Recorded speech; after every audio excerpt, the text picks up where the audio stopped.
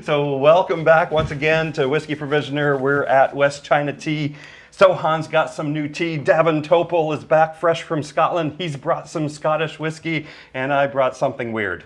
Davin's got a kilt. You can't see it. Yeah. He's wearing a kilt under here. Yeah. And nothing underneath it. A true Scotsman, yeah, a true Scotsman. So we're going to be starting off with the Glen Moray. What kind of tea did Sohan choose this time? I chose some red tea. I'm not going to do any more than that. That's all I'm going to do. I don't need people coming after me. But again, just to recap though, we love the Scottish and I love Scotland. It's all out of love. It's all out of love. Yeah, super stoked about this one. It's a red tea. It's what you would drink in Scotland is red tea. They call it black tea. In the West, we call it black tea. Red tea is what's called in Chinese. That's the only reason I make the distinction is because the Chinese also have the fermented teas like pu'er that are called black tea in Chinese. So Lipton chai, Earl Grey, Twinnings, PG tips, right? Yep. Tetley, all those are going to be red tea. Oh, in this paradigm. There's not they're just different words for the same thing. It's a nomenclature thing. One's not wrong or right, but the Chinese call it red tea because there's other teas in China that are called black tea that are fermented. This is oxidized. Those are fermented. Okay. They're actually fermenting, right? So they're different. And then you've got, confusingly, you've got a plant from South Africa called rooibos, which gets marketed as red tea, but it's not tea. It's a different plant. Totally different flavor. Completely different plant. Yeah. Totally different plant. All these other teas that we've been drinking, white tea, red tea, green teas, all one plant. Yeah. And then you've got rooibos over here, totally different plant, just gets marketed as red tea. No hate, love rooibos. Rooibos is great, just not tea. This is actual red tea. It's from Yunnan. It's sun-dried red tea. So the difference between this and the white teas we were drinking before is that this one gets massaged, but it also just gets dried in the sun, which is what that hindsight, I believe hindsight is charcoal dried. The one we just had was charcoal. The one that's pressed into a cake. But the first one we had, and then we had the cave dried ones. We haven't had any sun-dried white teas today, which is unusual because most of them are sun-dried. But yeah, this one's really got a lot of body. So I feel like it's going to stand up well against the oak and everything else that we get from whiskeys. And let's hear about this whiskey. Yeah, so what I brought back from Scotland is I got a couple of bottles, and I picked these bottles just purely for the fact of asking which ones can't I get in the U.S., right? What's the most, what's a flavor that we're not going to be able to get? So this is from Glen Moray, not far from where we were staying at Gordon Castle, and this is a Speyside. This is Rioja Cask matured. So Rioja Cask matured as opposed to finished means that it spent its entire life in a Rioja cask, and we were talking about that earlier. What is Rioja? Right, so Rioja is a Spanish red. It's a Spanish red wine, and I believe Tempranillo is one of the predominant grapes, and it is a warm weather grape, and it grows really well in Texas. So you see a lot of Tempranillo in Texas wines. And so it's good to know that because it's, it says it right on the label. So, just knowing that fact, like pulling apart those different flavor profiles as you're drinking it, knowing that it didn't touch how Scotch is typically aged in a used bourbon barrel first, and then it'll be finished in, if it's going to have a finishing barrel, it's going to be finished in like a Rioja cask. So this spent 8 years. This is 8-year-old, bottled on August 21st of 2023. And so this is kind of an odd bird because usually they're finishing or they're starting it in used bourbon barrels and then finishing it in you have a similar method of shopping as I do. It's like what's interesting, unique, and different in the aisle, and how can that expression be looked at? So a Rioja cask is not very usual. Yeah. And come to think of it, I think you may be able to get this in the United States. It may be rarer, but I think she did say, because I tried to get one bottle that we could not get, but they did sell out of that before I could get to it. They had like a little bit left in the bottle, and she's like, here, just finish this. This was at a fair. They were doing a whiskey tasting, just finish this or take the rest of this. And that was, the reason I really wanted that one was because it was called Phoenix. Which, as you know, I make a whiskey called Phoenix over at Real Spirits as well.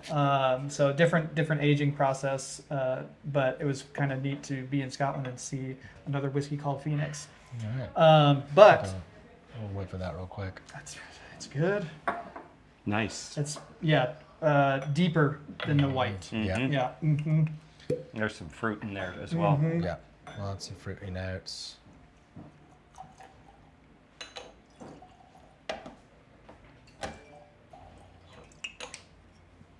All right.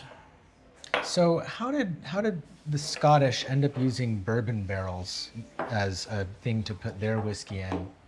How did that? I guess short answer. Maybe that's a really long story that we don't need to do right this second. But so like this is finished. This is not just finished. This is like stored and finished in a Rioja wine cask. Right. The short Very answer, unusual. Short answer is originally it was transporting it to market in barrels, trying to put something in a container. And used oak containers may have had fish in them, and they charred them to get whatever was in there out. So they're That was a trying way to to clean clean it. Yeah. Right. So bourbon uses new barrels. They use new charred white oak barrels. Right. And then Scotch uses bourbon barrels. And there are actually Scotch whiskey places that make their barrels for bourbon and then bring them to Scotland to Yeah, be look put at in that. Scotch. Pretty similar. Yeah. Pretty similar, y'all. Pretty similar. But it's a good question because Scotch dates back further than Bourbon. That's what I'm bourbon. saying. That's Right, exactly right. why I'm So asking do this you question. know how How did that obviously, tradition emerge? The thing is now they use bourbon barrels because we as bourbon producers, you can only make bourbon in a new charred white oak barrel. So it's very American of us to throw something away once Right, once right. it's used, but it's reused over in Scotland. Now Scotch has been around a lot longer.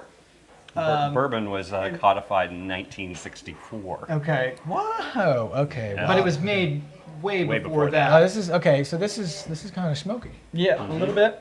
It's got. So is it smoked? This is not smoked. Huh, It is why not is it smoked. smoky? It's gonna be. Ooh, wow. Oh yeah, that's what I'm talking about. Right. Yeah. Super heavy fruit, just on the nose. Yeah. This is different from most scotches. But yeah, the smoky flavor is probably going to be because of the barrel. You're not getting much from the malt. The malt shouldn't be natural color, non-chill filter, very typical. Now they will do some smoked malts in Speyside, but not very often. Not very often, no. And in very small quantities if they do.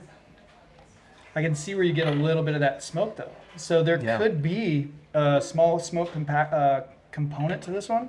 I swear I taste 'Cause smoke. I mean, swear I it's- taste smoke. Yeah, I'm getting like a light creosote, like hickory, that sweet smoke. Oh yeah. Oh, hickory all the way. Yeah. So this is an odd bird again. So this could have a mash bill of having a small amount of peated malt in there. Which would be unusual for a Speyside. For us, yes, yeah. Typically, when people think of scotches, they're thinking, I don't like all the smoke that's on those. And That's how I was. it's actually 90% of scotches or whiskeys made in Scotland are not going to have any smoke. You're going to get into the Highlands whiskeys, and they'll have.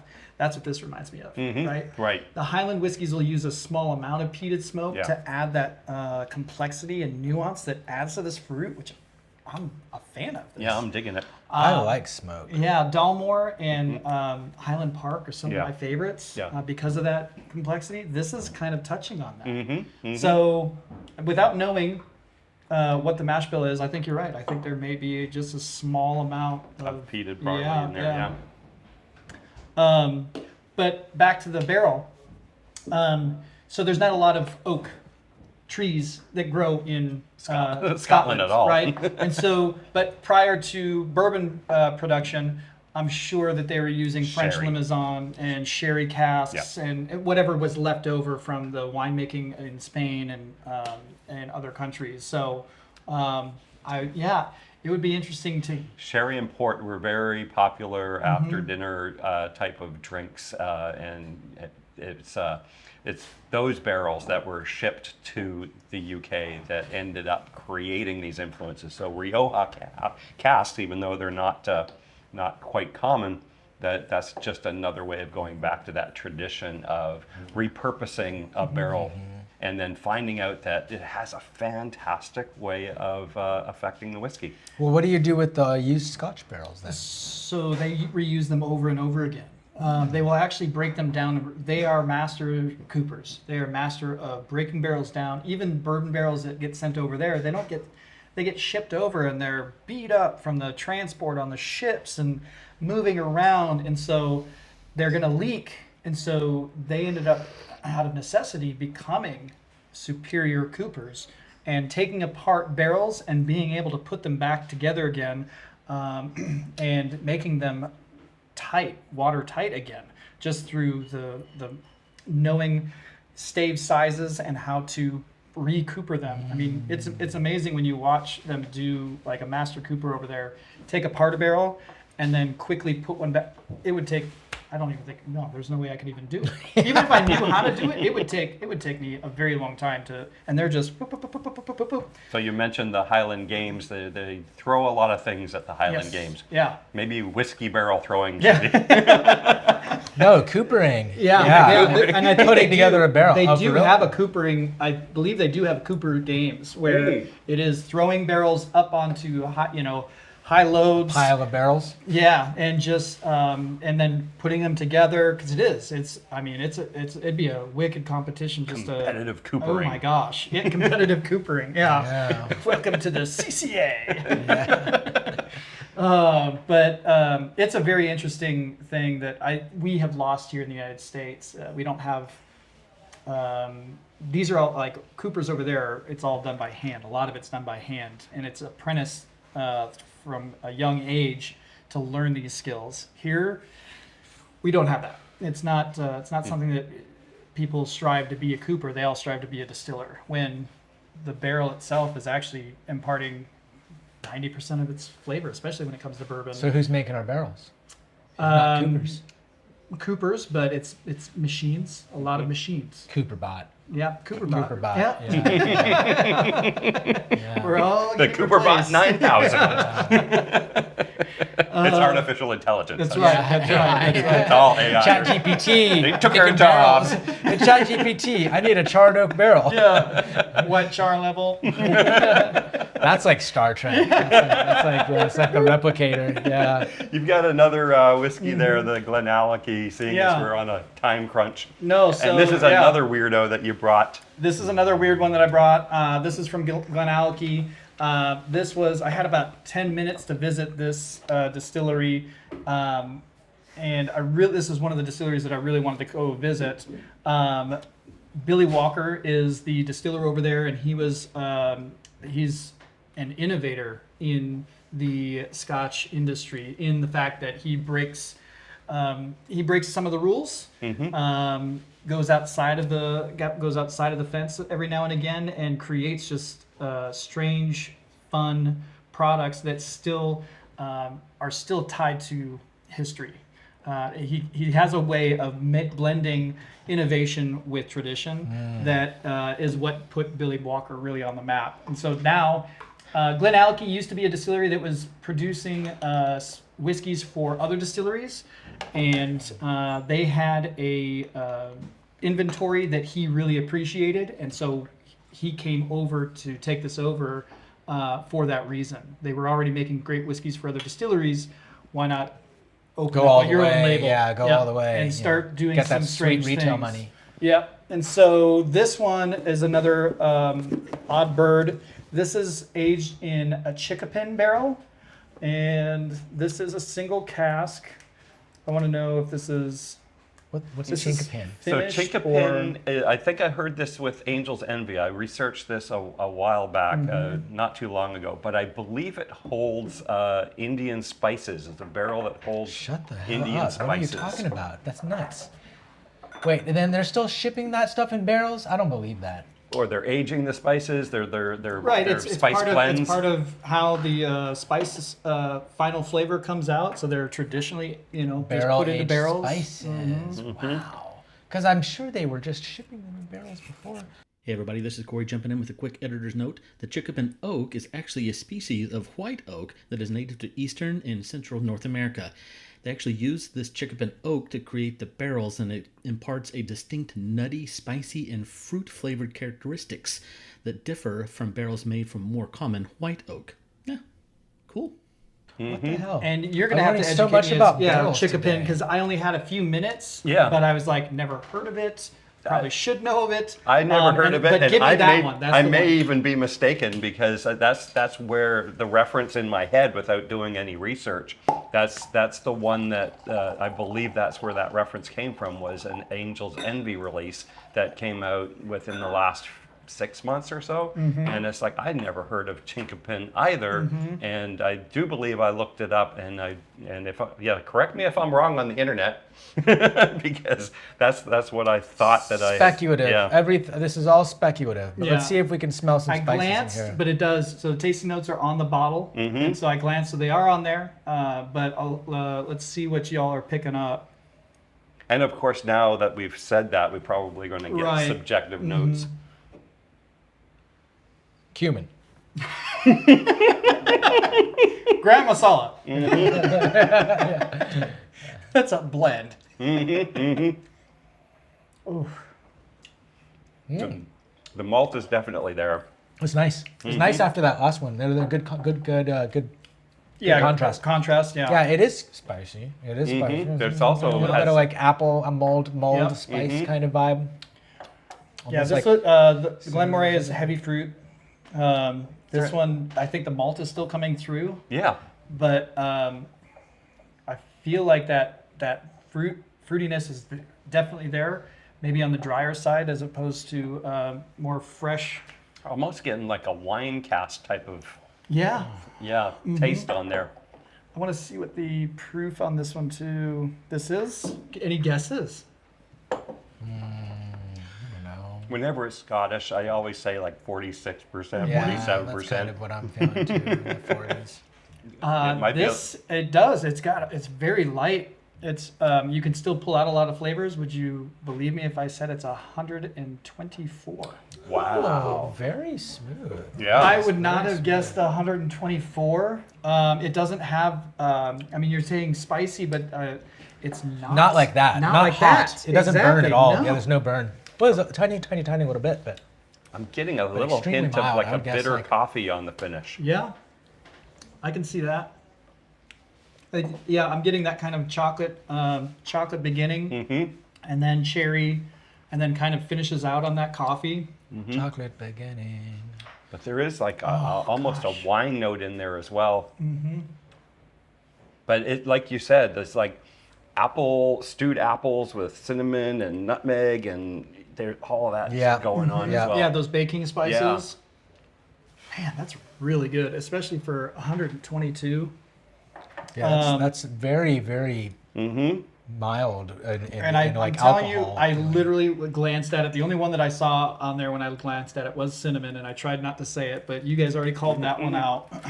But we have warm cinnamon, heather, honey, raisin, butter, pineapple, cherry, and rich chocolate. That's on the Chocolate, you nose. said chocolate. Then we have grilled honeycomb, fennel, black pepper, grilled your spicy, honeycomb. your spicy black pepper. Any of y'all ever grilled a honeycomb? I'm gonna do that on the next live Yeah, fire next- cocktail. yeah, there you next go. live Yeah, fire grill some cocktail. honeycomb. It's going on some totem. Taste it. Yeah. Grilled honeycombs. Candied ginger, cinnamon, and orchard fruits. Your Yeah, apple and yeah. butterscotch. This you has go. got a lot going on. Yeah. But unlike the gin, these are just it tastes Yeah. like it. There's It's- not these things we're in. It's perception of. It's not actually. You're not tasting the juniper because it's in there, right? You're not tasting the butterscotch because it's in there. Right. It's literally from the aging process, the malts, the yeast that's used. All of those things contribute to its final flavor. And then you have Travel. We're talking about travel. We're talking about putting things together and collaborations. Tea and whiskey. Well, this is whiskey and whiskey. This is actually a blend of Scotch whiskeys from all of the regions. So Highlands, Speyside, Lowland. Oh, I thought it was maybe just one Yeah, Scotch. no, Isla's in here. So you've got a whole lot of, and then Ireland. So this is called What? Oceanus Hibernicus. So and it has all of these Scotch regions, Yeah. as well as Irish. an Irish whiskey. And apparently sourced and bottled by the Alexander Murray and Co., which is an independent bottler that has a number of products in their warehouses that they can play with. That's wild. Yeah. And this has that white whiskey smell to it, though. Yeah. I smell that white whiskey Yeah. in this. These are all very young. You can tell by Yep. the color. They're all very young whiskeys. Yeah. I'm still getting that Irish whiskey though. That kind of, to me, Irish whiskey has from that unmalted barley. I always get this kind of cake, kind of sweet cake, like a white cake in Right, right. The vanillas and there. Yeah. the shortbread cookie. Yeah, I almost get more Irish whiskey, and it could be a major part of the blend is the Irish whiskey. But I mean, it's to me, it's screaming Irish whiskey on the nose. This is Irish meets Scotch. But all a bunch of different scotches, not just Yep. any scotch. All the regions. So is it like half Irish, half Scotch, or is it like one, No, fourth-fifth it's Scotch, so a blend. one-fifth Yeah, and that's Irish? why I'm wondering. That's why I think it's mainly an Irish whiskey is in this blend because that's all I'm smelling and tasting. And they're too. like, boop, boop, boop, boop, boop. and then small amounts of each one of these is going. It's in there. Yeah. I'm not pulling out any of the space or the phenolics of a like Heavy a full Islay, yeah. or an Islay whiskey. Yeah. But this is one of those ones where it's on the whiskey shelf and it's like, are they punking me? Is Right, this yeah. is this something weird? It's like, and this, you brought established distilleries with some really interesting finishes. But this is still Yes. Yeah. this is still really neat. I'm just a big Irish whiskey fan. When I'm Yeah. going for Irish whiskey, like I still like this a lot. Okay, last call, boys. I hear you. So we're here at the Tea House, West China Tea, and they're getting ready to open for service. And we've got to hide all the alcohol from the rest of the world. But it was great to have Davin back. We really appreciate you and bringing us stories of your adventures in Scotland and a little taste of some of the things you brought with you. Thank you guys for having me. Absolutely. Always a a pleasure pleasure. as always. Yeah. Yeah. So, Han, what was the tea that you wanted to sell on this episode? Oh, this is the sun-dried red. This is just it's some teas I'm pairing with whiskeys. This is like a tea to drink with whiskey, whatever the whiskey is, because it just has a nice, robust, full-bodied taste. It's a good background. If you don't know, this is what I say is, if you don't know what tea to pair a whiskey with, I pair red tea or red tea or fermented tea, H-hop, because they stand up to any whiskey. And they've got a nice palate cleansing effect. So even if there's not a resonance with the notes of the tea with the notes of the whiskey, there is this really satisfying palate cleansing character that you get. Okay, I can taste the whiskey, and it's the contrast even is going to make it really nice. If we wanted to join you on a hunting or fishing trip, how would we do that? Follow me on Instagram, Davin Whiskey River Topel, and look at all the escapades that I do in the outdoors and cocktailing and abroad now, hosting trips out in Scotland at the Gordon Castle. But yeah, look me up. It's so great to see you around the world and doing your adventures. So cheers. Cheers, Cheers. y'all.